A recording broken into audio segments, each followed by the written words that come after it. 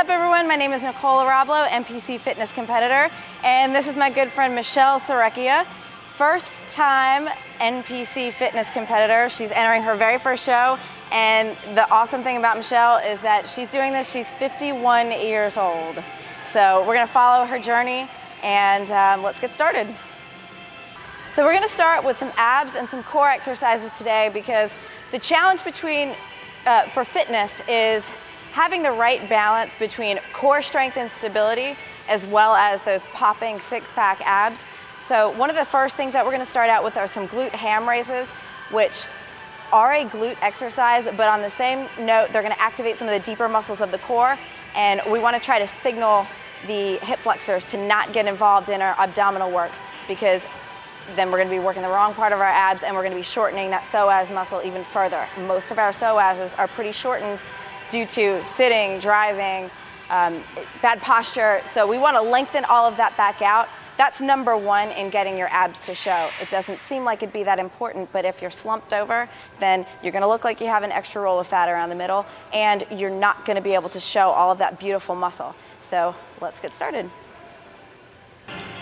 So we're doing some glute ham raises, which typically you would include on a glute day, and you think it really doesn't have much to do with the abdominals or the core, but really it does, because when we're lifting up, you're also activating the transverse abdominis. So we want to make sure that everything straight through the core is nice and tight. And I like to start an ab routine with this because it's also a great stretch through the hip flexors and through the quads. Ready? Go.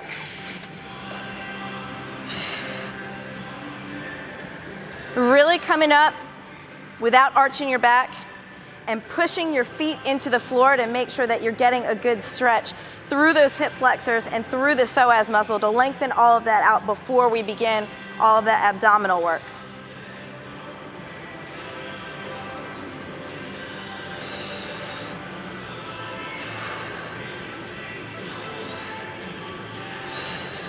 Three more. 1, 2, 3. Relax. We're gonna go into our next exercise, which are knee-ins with straight toe presses.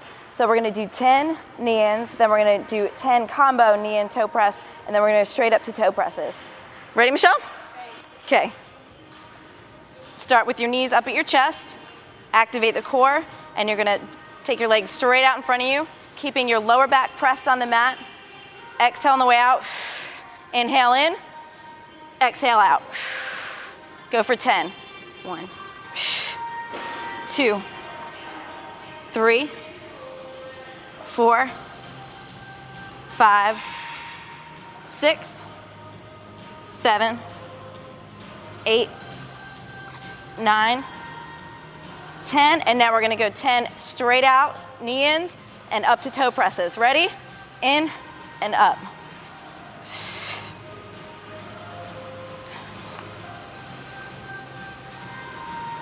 4. Make sure that your toes, you're pressing straight up towards the ceiling, using the lower part of your abdomen. 1 more. And now we're gonna pause. We're gonna go straight up for 10 straight toe presses. Just press straight up.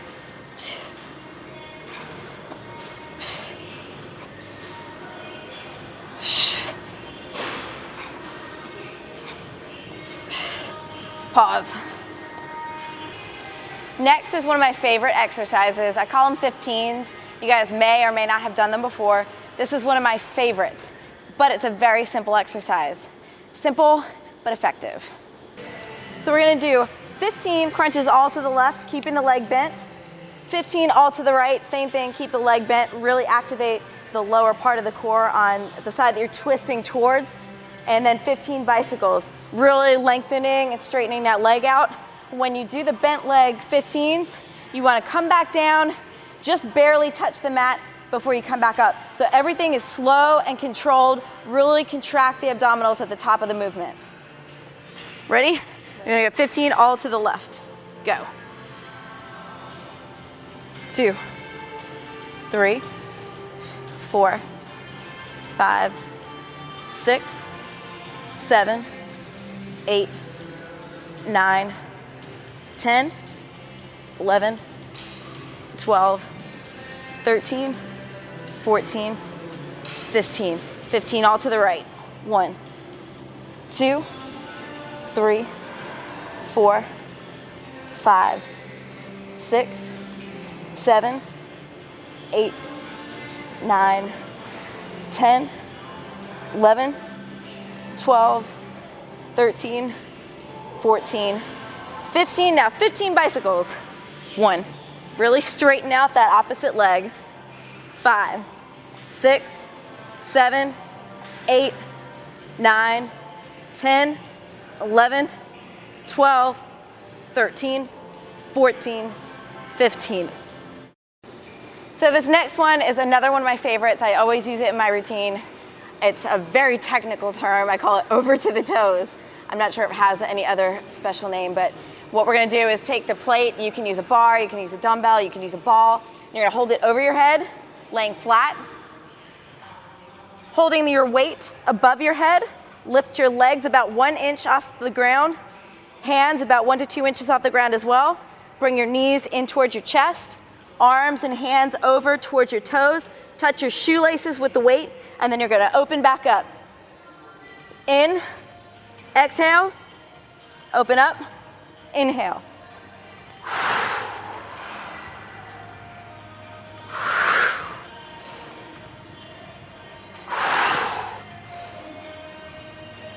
Make sure that you really sweep those legs low to the ground without arching your back. Pause.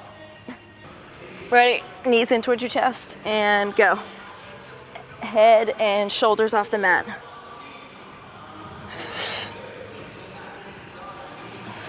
That's 4, 5, 6, 7,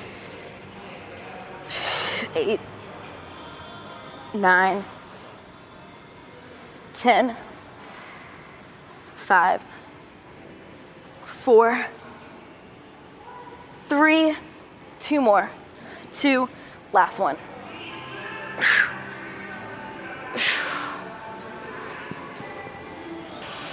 So this is another one that I really love.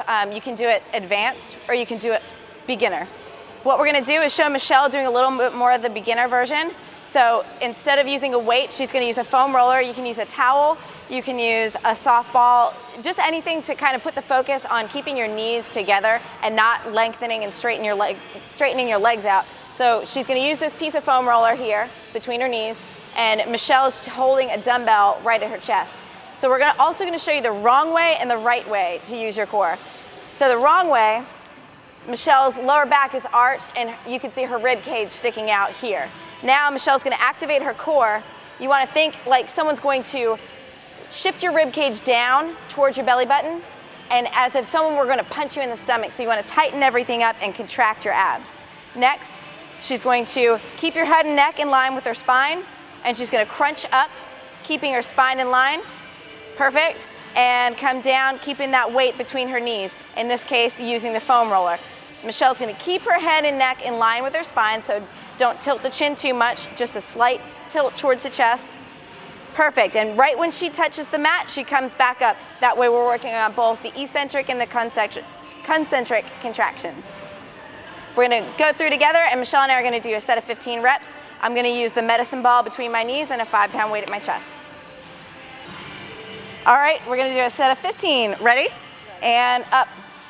1, 2, 3, inhale down, exhale on the way up. So in through your nose, out through your mouth. 6, 7, 8, 9, 10, 11, 12, 13, 14, 15. Pause. So those are a few of my favorite ab popping techniques. We're gonna end with a plank. This is really important for building really strong core strength.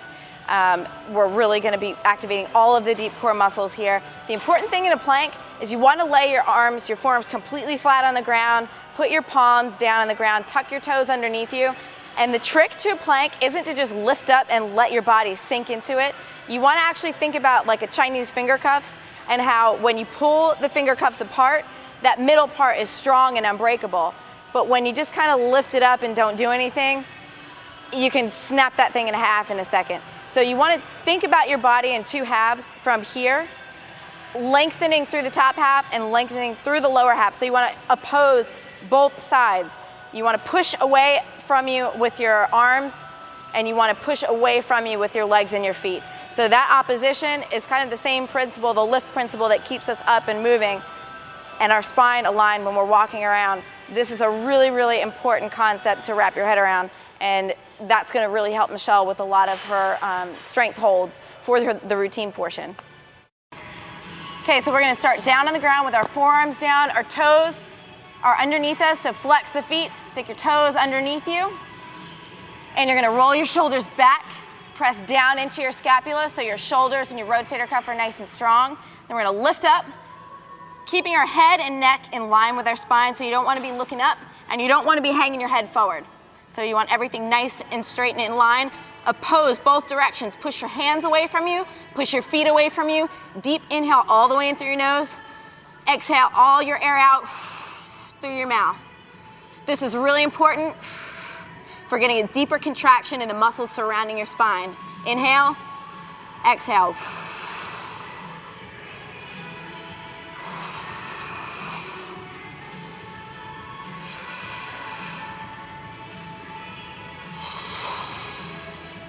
And relax. Okay, so Michelle's gonna lift up into a pike. Keeping your head straight, lifting from the core, and relax. Now, the way we're practicing right now, and you can relax, Michelle, is lift up. We're practicing this right now on 2 5-pound plates. You can use a yoga block, you can use a pillow, but after you try practicing some flat on the ground, it's also great to practice on the plate.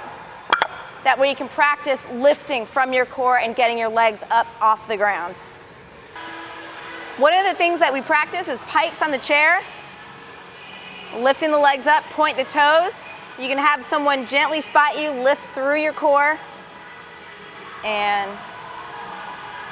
try and lift up on your own. So she's practicing here so that she can get a little bit stronger and begin to get stronger at doing this on the floor. All right, that's it for today. Thanks for watching. This is my friend Michelle Sarecchia. I'm Nicole Arablo, and stay tuned as we follow some of Michelle's progress to her first ever fitness competition at 51, inspiring the rest of us to stay strong and to stay fit. Yay.